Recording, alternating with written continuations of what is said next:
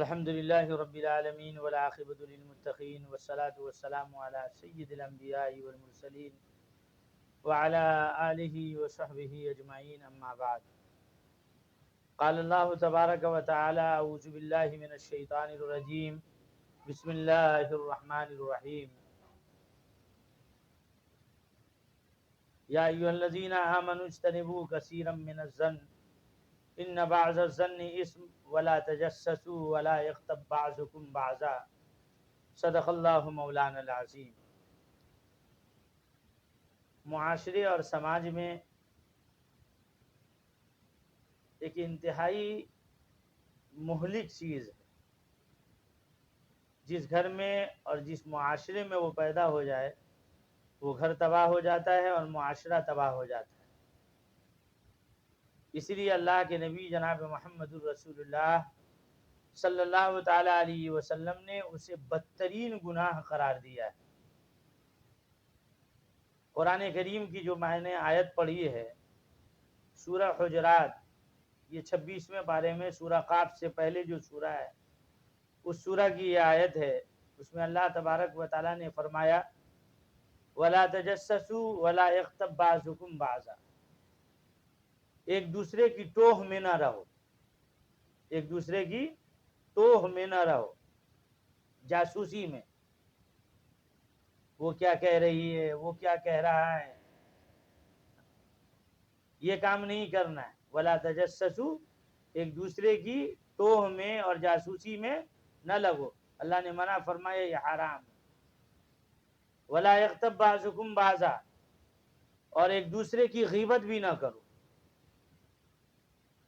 ایک دوسرے کی غیبت بھی نہ کرو. غیبت بدترین گناہ ہے. اللہ تبارک و تعالیٰ نے کیا آگے ارشاد فرمایا: أَيُحِبُّ أَحَدُكُمْ أَن يَأْكُلَ لَحْمَ أَخِيهِ مَيْتًا فَكَرِهْتُمُوهُ. کیا تم یہ چاہتے ہو کہ تم اپنے مردار بھائی کا گوشت کھاؤ؟ کوئی آدمی یہ چاہتا ہے کہ مردہ گوشت کھائے اور وہ بھی گوشت انسان کا ہو اور وہ بھی انسان اس کا بھائی ہو؟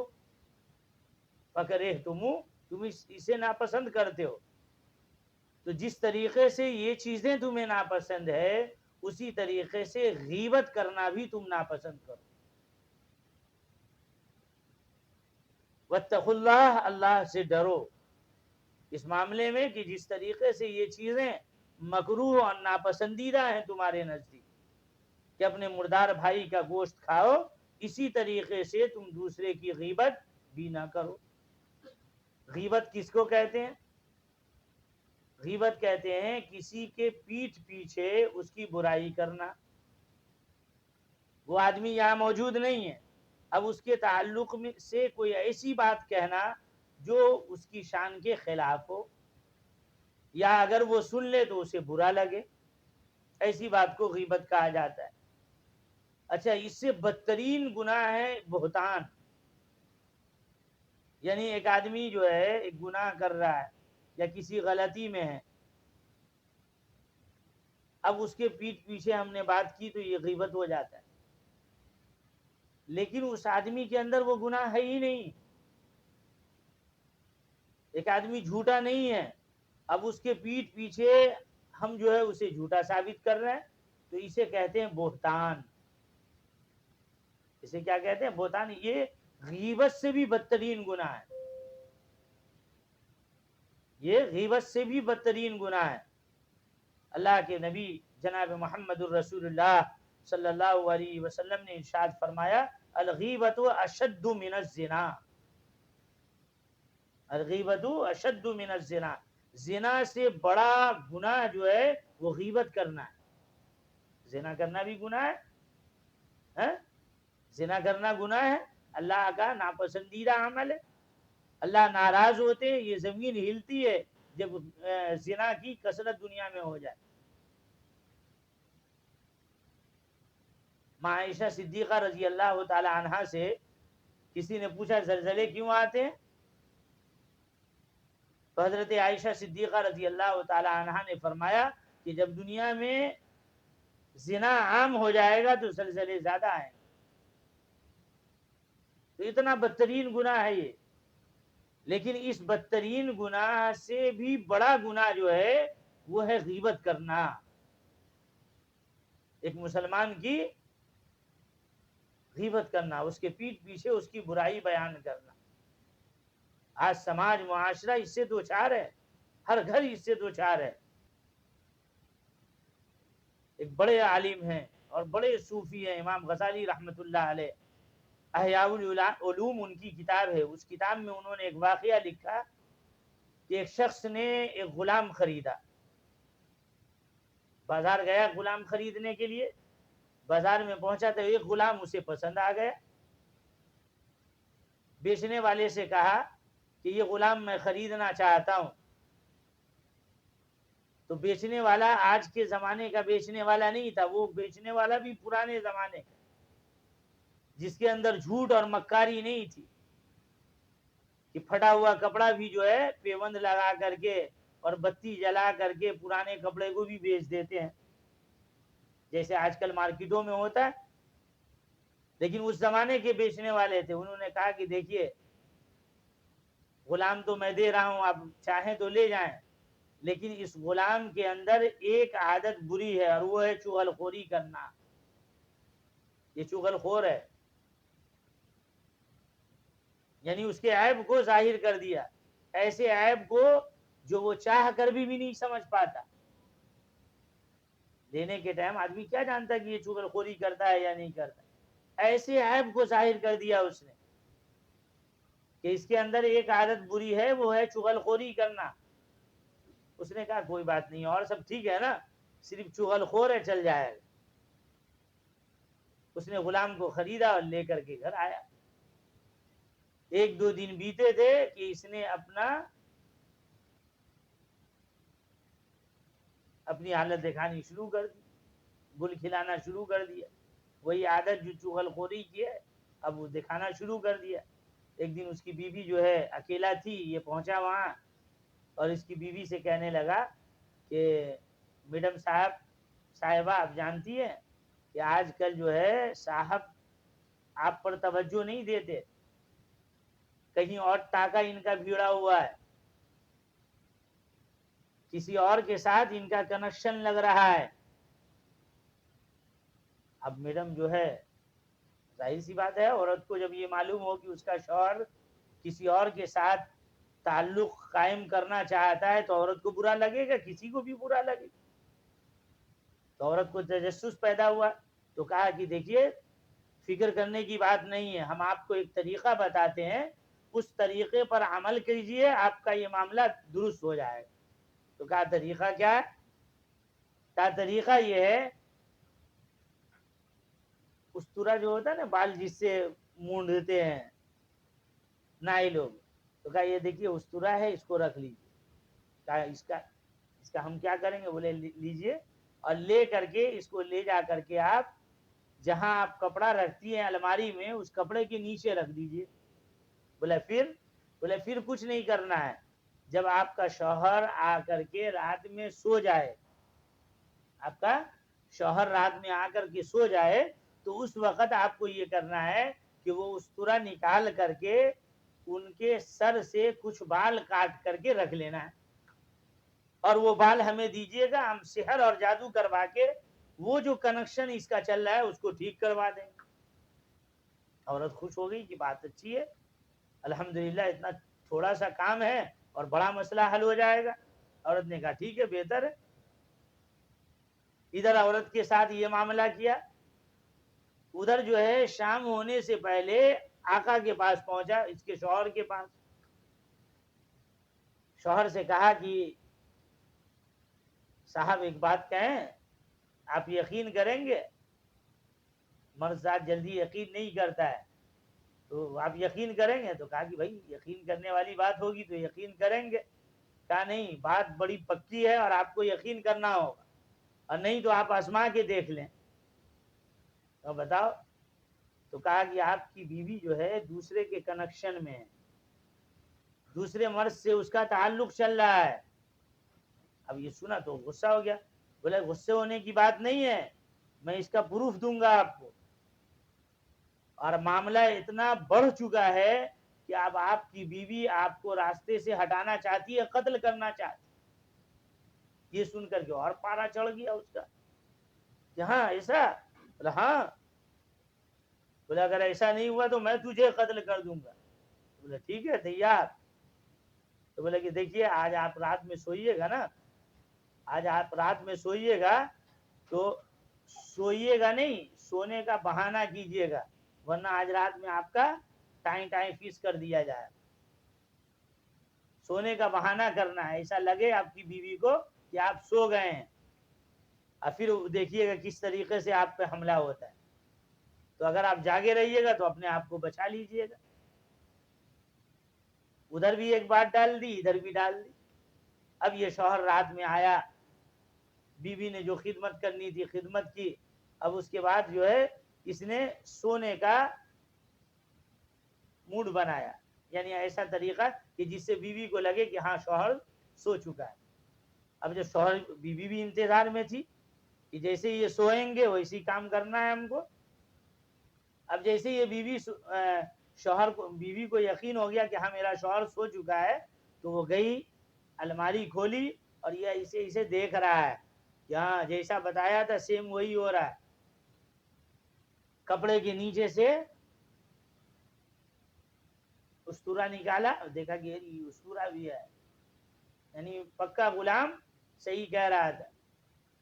اب استورا نکال کر کے الماری بند کی اور اس کی طرف آ رہی، یہ سمجھ گیا کہ معاملہ بالکل صحیح ہے، میرے غلام نے صحیح کہا ہے، اب ہم کو دفاع کرنا ہوگا، روکنا ہوگا۔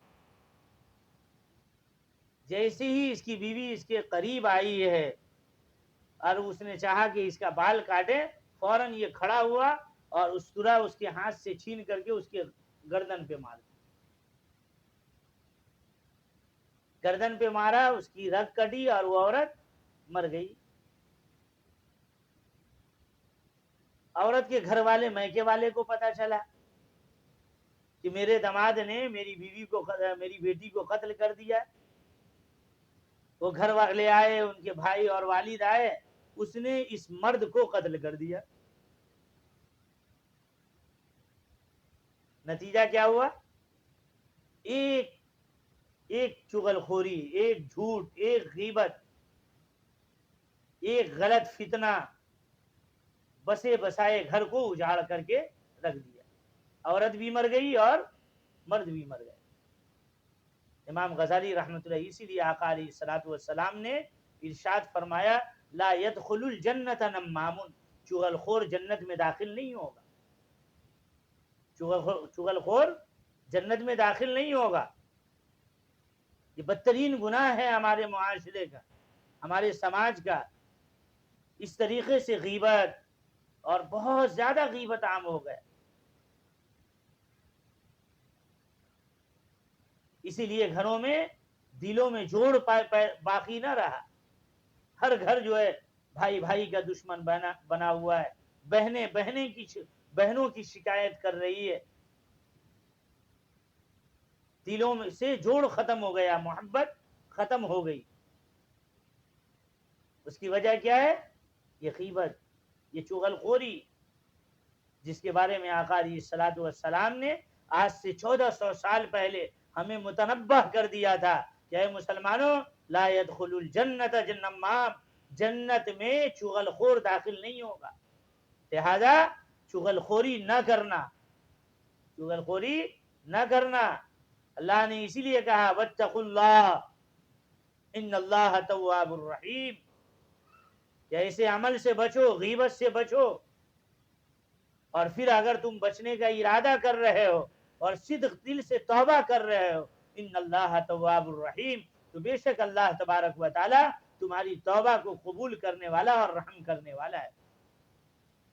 کسی نے اگر ایسا عمل کر رکھا ہے تو وہ اللہ سے توبہ کرے، وہ اللہ کے سامنے عاجزی کرے اور اللہ سے معافی طلب کرے، تاکہ اللہ تبارک و تعالی اس کے اس بدترین عمل کو معاف فرمائے۔ اسی لیے یہ غیبت، یہ چغل خوری گھر کو برباد کر دیتا ہے۔ بسا بسایا وہ گھر کتنا خوبصورت، ایک میاں بیوی پیار سے محبت سے رہ رہے ہیں، ایک شیطان یا شیطانی ایک مرد یا عورت کی شکل میں کوئی ایک گھر میں آیا، کان میں اس نے پھس کیا اور اس کان میں پھس کرنے کی وجہ سے پورا گھر تباہ. بیوی مرد سے لڑ رہی ہے اور مرد جو ہے بیوی سے لڑ رہا ہے اور اس کے اثرات بچوں پہ پڑ رہے ہیں. نتیجہ کیا کہ پورا گھر جو ہے جہنم بنا ہوا ہے. گھر میں پیسے ہیں، اے سی لگا ہوا ہے، گھر میں ساری ضرورتیں موجود ہے، لیکن چین و سکون ختم ہو گئے. اس کی وجہ کیا ہے؟ یہ لا يدخل الجنہ نمام، یہ بدترین عمل، یہ بدترین عمل جو گھروں کو تباہ کرتا ہے، جو معاشرے اور سماج کو تباہ کرتا ہے. اسی لیے ہمیں اور آپ کو اس بدترین عمل کو سمجھنا ہے، اس سے بچنا ہے اور اس سے بچانے کی فکر بھی کرنی. یہ نہیں کہ کوئی کہا کہ تمہارا بھائی جو ہے ایسا ہے تو ہم نے مان لیا ہاں بھائی ایسا ہے، تمہاری بہن ایسی ہم نے مان لیا ہاں بہنیں ایسی. ارے اللہ کی بندی، اللہ کے بندے، تھوڑا غور و فکر کر، تھوڑا سوچ کہ یہ کہنے والا ایسا تو نہیں ہے کہ تم کو توڑنا چاہتا ہے، تمہارے گھر کو برباد کرنا چاہتا ہے. وہ تمہارا خیر خواہ نہیں ہے جو تمہارے سامنے تمہارے باپ کی برائی کرے، تمہارے سامنے تمہارے ماں کی برائی کرے، تمہارے سامنے تمہاری بیوی اور بچوں کی برائی کرے، تمہارے سامنے تمہارے بھائیوں اور بہنوں کی برائی کرے. وہ تمہارا خیر خواہ نہیں ہو سکتا. حکیم الامت حضرت مولانا اشرف علی تھانوی رحمۃ اللہ علیہ نے فرمایا، اپنے منفوذات میں لکھتے ہیں کہ کسی نے کہا ایک مرتبہ کہ حضرت بہت معتمد آدمی سے میں نے یہ سنا ہے کہ وہ فلانے صاحب کے بارے میں ایسا ایسا کہہ رہے تھے. تو حکیم الامت حضرت مولانا اشرف علی تھانوی رحمۃ اللہ علیہ نے فرمایا کہ جو کسی کے پیٹھ پیچھے اس کی برائی کرتا ہے وہ معتمد کیسے ہو گیا؟ وہ قابل اعتماد نہیں ہے. اگر اس کے اندر برائی ہے، وہ اصلاح چاہتا ہے، تو اصلاح کا طریقہ برائی کرنا نہیں ہے. اصلاح کا طریقہ اس کے پیٹھ پیچھے دوسرے کے سامنے اس کی برائی کرنا نہیں ہے. اگر آپ خیر خواہ ہیں اس کے اور چاہتے ہیں کہ اس کے اندر سے یہ برائی ختم ہو جائے تو اس کی اصلاح. جناب محمد الرسول اللہ صلی اللہ علیہ وسلم نے برائی کو مٹانے کی جو تدبیریں اختیار کی ہے، جو طریقہ اختیار کیا ہے، ان طریقوں کو اختیار کرنا ہوگا. نہ یہ کہ ایک برائی کو ختم کرنے کے لیے 10 برائی کو جنم دے دینا. بڑے بڑوں میں یہ چیز آج کل پایا جا رہا ہے. سمجھدار طبقہ میں کہیں بیٹھے ایک دوسرے کی شروع ہو گئی، یعنی وہاں بھی اللہ اور اللہ کے رسول کی بات نہیں ہوگی. اپنے گھر، کاروبار اور معاشرہ اور سماج اور ملکی حالات، اس پر بات نہیں ہوگی. فلانے ایسا ہے، فلانے ایسا ہے. حالانکہ یہ بدترین عمل کیا ہے اللہ کے نزدیک؟ اپنے مردار بھائی کا گوشت کھانا. اتنا بدترین عمل جو کوئی انسان پسند نہیں کرتا. لہذا ہمیں اور آپ کو بھی اس بدترین عمل سے بچنا چاہیے. اللہ تبارک و تعالی ہمیں اور آپ کو اس بدترین عمل سے بچائے. اس لیے کہ آقا علیہ الصلوۃ والسلام نے لا يدخل الجنۃ نمام کہہ کر کے اس پر مہر لگا دیا ہے کہ یہ بدترین عمل ہے اور یہ ایسا عمل ہے جو جنت میں تمہیں داخل نہیں ہونے دے گا. اس لیے اس بدترین عمل سے ہمیں اور آپ کو اور پورے معاشرے کو انشاءاللہ بچنے کی کوشش کرنا ہے. اللہ تعالیٰ ان باتوں پر عمل کی توفیق عطا فرمائے.